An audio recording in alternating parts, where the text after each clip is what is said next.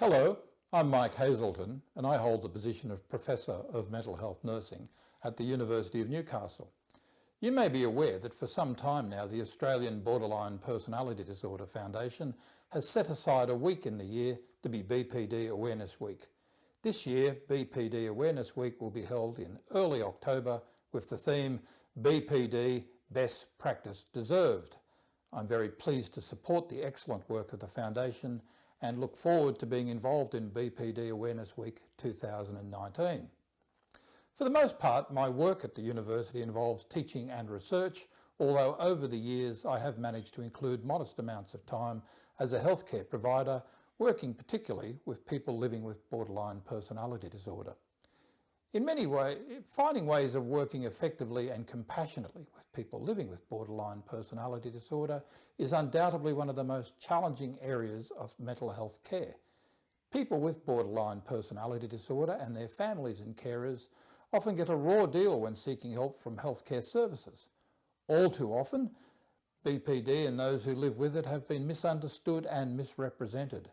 Being turned away from care has often been a common experience, and when care has been offered, it has often has been of poor quality, inconsistent, lacking in compassion, and has not followed best practice guidelines.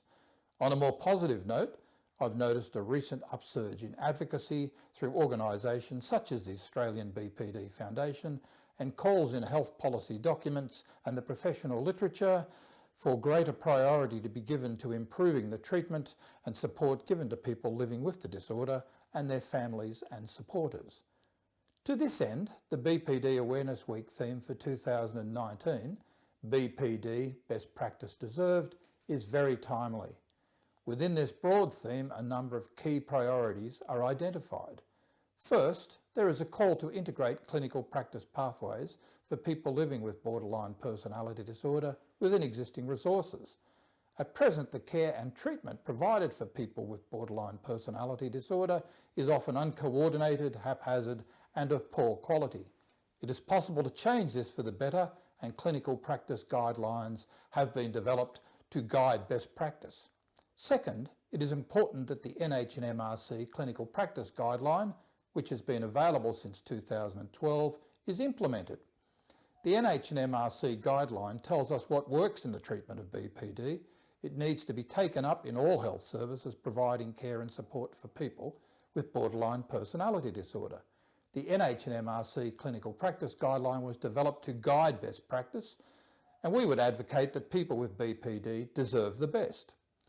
Third, attention should be given to addressing gaps in the funding and services for people with borderline personality disorder. In many parts of the country, people with BPD experience great difficulty in accessing effective care and support. Such problems are greater in country areas, but can often also be found in city locations. Even where specialist services for borderline personality disorder exist, there can be very long waiting times to access these.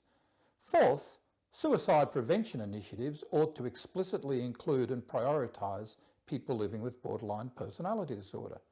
Much attention is currently being given to reducing suicide rates in Australia, but the prevention approaches being developed largely fail to include BPD as a specific area of concern.